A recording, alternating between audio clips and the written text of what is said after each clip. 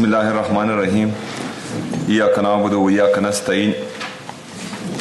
तमाम ख़वातीन व हज़रात को अस्सलामु अलैकुम व रहमतुल्लाहि व बरकातुहू। आज हमारी 46वीं काबीना की मीटिंग है। सबसे पहले तो मैं अपने लीडर अपने कायद जनाब इमरान खान साहब को जो कैद तन्हाई में रखा गया है और उनसे उनकी फैमिली और दोस्त व अकारिब की मीटिंग नहीं हो पा रही और तकरीबन 90 दिन से ज़्यादा हो गए हैं और इसमें सिर्फ जो है तकरीबन आधा घंटे की मीटिंग हुई है और बाकी जो है उनको कैद तन्हाई में रखा गया है, किसी को छोड़ा नहीं जा रहा। तो इस अमल की शदीद अल्फाज में मज़म्मत करते हैं। उसके साथ साथ जो उनकी अहलिया है, जो एक बापर्दा, बाहया, बाकिरदार और गैर सियासी खातून हैं, बुशरा बीबी साहिबा को, उनको भी कैद तन्हाई में रखा गया है और उनकी जो फैमिली है उनसे मुलाकात नहीं करवाई जा रही। इमरान खान साहब की बहनों पर ये इल्ज़ाम लगाया जाता है कि ये सियासी बातें करती हैं जब मुलाकात हो जाती हैं, लेकिन दूसरी तरफ हमने बुशरा बीबी साहिबा की फैमिली की आज तक जो है कोई सियासी बयान नहीं सुना। तो एक तरफ तो ये बयानिया गढ़ा जाता है कि सियासी बयान आते हैं, दूसरी तरफ जो है बिल्कुल एक बयान भी नहीं आता और उसके बावजूद भी ना उनको मिलने दिया जा रहा है और ना ही जो है उनको सर्दी का सामान मुहैया किया जा रहा है।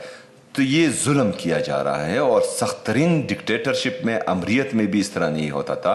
जिस तरह के ये हुकूमत, जो जाली हुकूमत हम समझते हैं, अवामी मैंडेट पर डाके से आई है, वो तमाम अमरीत के रिकॉर्ड्स इस वक्त तोड़ रही हैं। तो इस अक़दाम की हम शदीद अल्फाज में मज़म्मत भी करते हैं और ये मुतालबा भी करते हैं। सूबाई हुकूमत खैबर पख्तूनख्वा की ये मुतालबा करते हैं कि जल्द अज जल्द जो है इमरान खान साहब की फ़ैमिली की और बुशरा बीबी साहिबा की फ़ैमिली की मुलाकात उनसे करवाई जाए। जो सर्दी का सामान है वो जल्द अज जल्द उनको मुहैया किया जाए और उनके हवाले से जो तशवीशनाक ख़बरें आ रही हैं तो वो कौम के सामने लाए जाएं और कौम को आगाह किया जाए कि वो किस हालत में है। दूसरा, जैसा कि आप सबको मालूम है कि खैबर पख्तूनख्वा में एक दफ़ा फिर मिलिट्री ऑपरेशंस को मुसल्लत किया गया है। खैबर पख्तूनख्वा की हुकूमत ने आज रिकॉर्ड पर ये आना चाहिए और ये तमाम दोस्तों के इल्म में होना चाहिए कि खैबर पख्तूनख्वा की हुकूमत ने, सूबाई असम्बली खैबर पख्तूनख्वा ने किसी भी मिलिट्री ऑपरेशन की इजाज़त नहीं दी। ये मिलिट्री ऑपरेशंस जो हैं वो ज़ोर ज़बरदस्ती किए जा रहे हैं।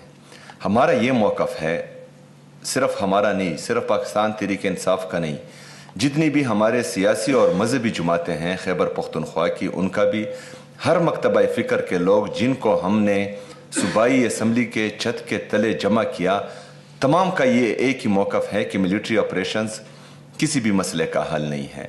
हल क्या है? हल ये है कि जब हम समझते हैं कि 22 बड़े मिलिट्री ऑपरेशंस और 14,000 इंटेलिजेंस बेस्ड ऑपरेशन हम कर चुके हैं और दहशतगर्दी को हम ख़त्म नहीं कर पा रहे, तो इसका मतलब ये है कि तमाम स्टेक होल्डर्स को, तमाम कबायली और पख्तून मशरान को, तमाम सियासी और मजहबी जमातों के मशरान को, इनको बिठाया जाए। वफाक और सूबा, तमाम जो हमारे सिक्योरिटी फोर्सेस जितने भी हैं वो बैठे एक जामा लायामल बनाएं। तो इसी तरीके से ही मुस्तकिल और पायदार अमन सूबे में भी आ सकता है और पाकिस्तान में भी आ सकता है। लेकिन अगर कुछ लोग ये समझते हैं कि बंद कमरों के फैसले हम मुसल्लत करेंगे तो इसका नुकसान ये होगा कि 9 अप्रैल 2022 में पाकिस्तान का जीडीपी ग्रोथ 6.1% था, लेकिन रिजीम चेंज ऑपरेशन के बाद जब बंद कमरों में फैसला किया गया और एक जमहूरी हुकूमत का तख्ता उल्टा गया, तो आज 3 साल बाद वही जीडीपी ग्रोथ जो है वो 2.6 से 3% तक जा रहा है। जो बैरूनी कर्जे थे वो तकरीबन 43,000 अरब रुपए से, बैरूनी और अंदरूनी कर्जे 43,000 अरब रुपए से 80,000 अरब रुपए तक पहुंच चुके हैं। नौजवान मुल्क छोड़कर भागने पर मजबूर हैं। मुल्क छोड़ने पर मजबूर हो गए हैं। अगर आज ऐलान किया जाए कि कौन कौन पाकिस्तान को छोड़ना चाहता है तो आधे से ज़्यादा नौजवान पाकिस्तान छोड़कर बैरूनी मुल्क चले जाएंगे, क्योंकि बेरोज़गारी बढ़ गई है, महंगाई आ गई है। तो ये तमाम जो नुकसानात हम देख रहे हैं, जो पाकिस्तान पर अभी इम्तिहान का वक्त है, ये बंद कमरों के फैसलों का नतीजा है। इसके साथ साथ सिर्फ ऑपरेशन से लोग बेघर नहीं होते, इस पर सूबे के वसाइल भी लगते हैं।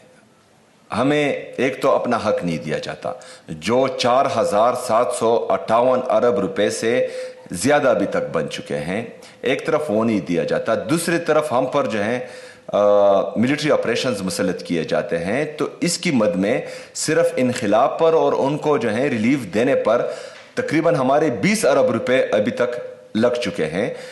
अगर ये ऑपरेशन जारी रहा तो ये तकरीबन 100 अरब रुपए से ज़्यादा इस सूबे को नुकसान देगा। इसमें वफाक हमारे साथ कोई कंट्रीब्यूशन नहीं कर रहा। जो हमारे बका खेल के TDPs हैं, जो टेम्पररी डिस्प्लेस पीपल है, उसका वादा हमारे साथ मरकज़ ने किया था कि इनको हम पैसे देंगे, लेकिन 7.5 अरब रुपए सूबा अपनी जेब से दे रहा है। तो ये ऑपरेशंस की मद में हमारे साथ सिर्फ नाइंसाफ़ी नहीं हो रही, हमारे साथ जो है डेवलपमेंट स्कीम्स में भी नाइंसाफ़ी हो रही है। इधर नॉर्दर्न बाईपास है जो 2010 में शुरू किया गया था, जिसकी इनिशियल कास्ट तकरीबन 3 अरब रुपए थी, वो अभी तक मुकम्मल नहीं हुआ और आज के दिन वो 31 अरब रुपए तक पहुंच चुका है, लेकिन वफाक जो है उसको बनाने में सीरियस नहीं है। तो हमने मजबूरन सूबाई हुकूमत खैबर पख्तूनख्वा ने उसको तकरीबन 5 अरब रुपए देकर एक्सपेडाइट किया है, ताकि वो जल्द अज जल्द मुकम्मल हो और खैबर पख्तूनख्वा की आवाम को रिलीफ दिया जाए। तो ये तमाम चीज़ें जो हैं खैबर पख्तूनख्वा के साथ इम्तियाजी सलूक और सौतेली माँ जैसा सलूक हो रहा है। इसके साथ साथ हमने वादा किया था पहली कैबिनेट में कि action in aid of civil power हम वापस लेंगे, जिसका पहली कैबिनेट में मैं बाकायदा ऐलान कर चुका हूं और सूबाई काबीना उसको अप्रूव्ड कर चुकी है। उसमें मसला ये आ रहा है कि हमारे जो सेंटर्स हैं जहां पर दहशतगर्दों को रखा गया है, हमने लेटर किया, क्योंकि जो पेशावर हाई कोर्ट का डिसीजन है, जो जस्टिस वकार सेठ ने डिसीजन लिया है, तो उसमें यह कहा गया है कि जब action in aid of civil power हम विड्रा करेंगे तो जो जेल हैं जहां पर ये कैदी हैं वो सब जेल डिक्लेयर हो जाएंगे।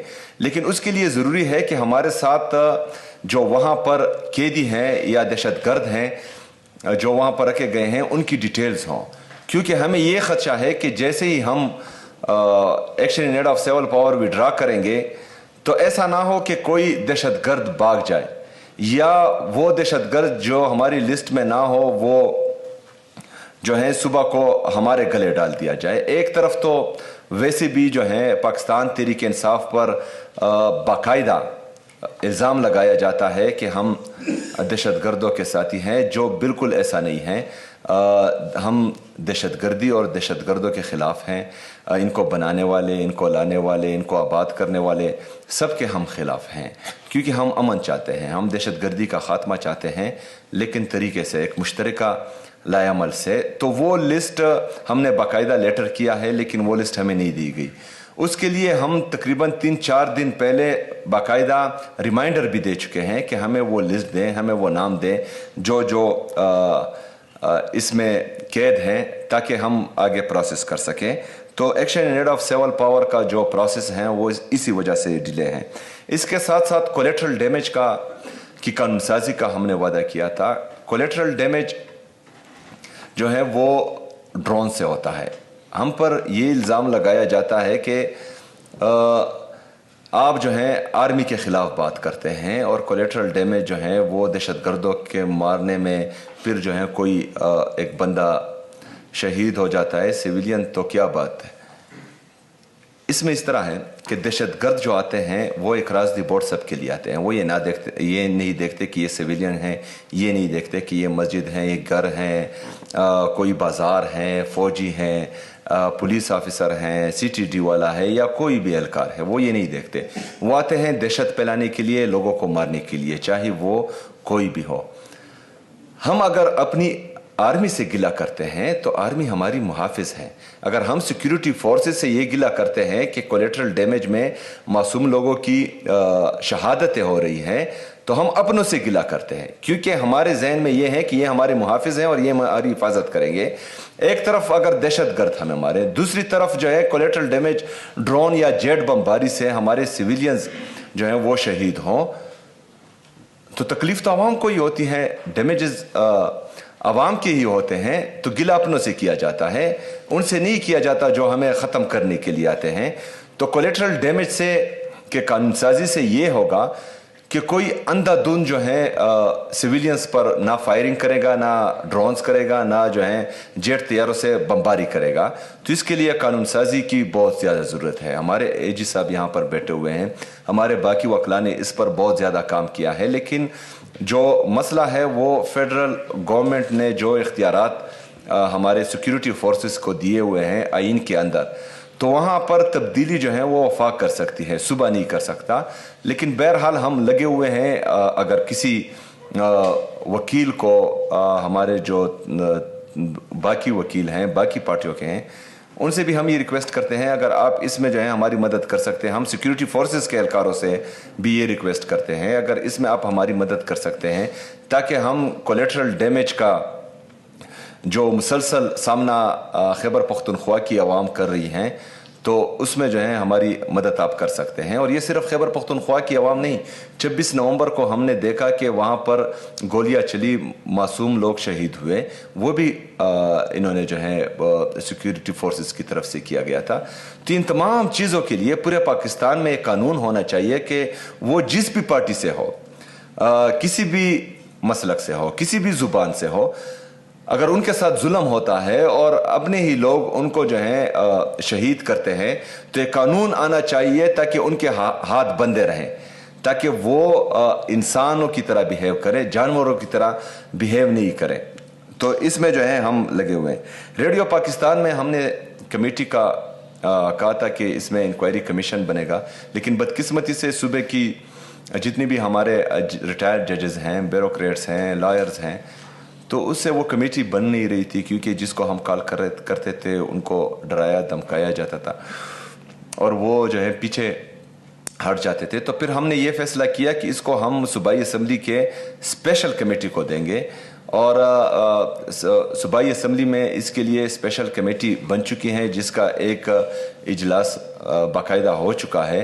तो मैं चाहता हूँ कि इसमें इसको एक्सपेडाइट करें, तेज़ करें, और दुनिया के सामने आना चाहिए कि रेडियो पाकिस्तान को जलाने में पाकिस्तान तहरीक इंसाफ का नहीं बल्कि किसी और का हाथ था, और ये सिर्फ पाकिस्तान तहरीक इंसाफ को बदनाम करने के लिए, ख़राब करने के लिए और इंतकाम लेने के लिए ही की गई थी। इसके साथ साथ जो हमारा एंटी टेररिज्म एक्ट है, उसका सेक्शन 11 जो प्रोस्क्रिप्शन के लिए हैं, जिसमें जो है तंजीमों को, सियासी पार्टियों को कलअदम करार दिया जाता है, तो ये वफाक के साथ है। वफाक ने PTM को, पश्तून तहफ़्फ़ुज़ मूवमेंट जो हमारी हैं, उनको कलअदम किया हुआ है under section 11 of anti terrorism act. ये उनके साथ इख्तियार है। फिर इस तरह होता है कि एक वफाक जब एक तंजीम को या पार्टी को प्रोस्क्राइब करती हैं, कलअदम डिक्लेयर करती हैं, तो वो फिर जो है नीचे सूबों को ये हिदायत देती हैं कि इसके साथ मुंसलिक जो बंदे हैं उनको भी आप शेड्यूल 4 में डालें और उन पर पाबंदियाँ लगाएं। लेकिन मैं ये चाहता हूँ कि यहाँ पर, क्योंकि पाकिस्तान तहरीक इंसाफ के साथ भी ये जुल्म करने की कोशिश की गई है, हमारा ये मानना है पाकिस्तान तहरीक इंसाफ का और सूबाई हुकूमत खैबर पख्तूनख्वा का कि किसी भी सियासी पार्टी को और पुरअमन जदोजहद करने वालों को कलअदम नहीं डिक्लेयर करना चाहिए। जो एंटी स्टेट हों, जो रियासत के ख़िलाफ़ बयानियाँ बनाते हों, जो रियासत के ख़िलाफ़ जाते हों, जो रियासत में बसने वाले आवाम को नुकसान पहुंचाते हों, बिल्कुल जो है उनको कलअदम डिक्लेयर करना चाहिए। और इसमें जो है पाकिस्तान तहरीक इंसाफ और सूबाई हुकूमत खैबर पख्तूनख्वा की इसमें आप में भरपूर मदद करेगी। लेकिन मैं अभी ये चाहता हूँ, क्योंकि इसमें मैं जिनको जानता हूँ कुछ सियासी शख्सियात भी शेड्यूल 4 में आई हुई हैं, तो मैं अपने एडमिनिस्ट्रेशन को और ब्यूरोक्रेसी को ये हिदायत देता हूँ कि इसको रिविज़िट किया जाए। जो हमारे सियासी कारकुनान हैं जिनको शेड्यूल 4 में डाला हुआ है तो उनको शेड्यूल 4 से रिलैक्स किया जाए, और जो लोग सियासी जदोजहद और पुरअमन जदोजहद करते हैं उनका ये पूरा हक है कि वो इस सूबे में और पाकिस्तान में अपनी जदोजहद जारी रखे। इसके साथ साथ आज मैं ये हिदायत भी देता हूँ कि इलेक्शन रिगिंग, 8 फरवरी के इलेक्शन जो रिग्ड हुए हैं, जो जिस पर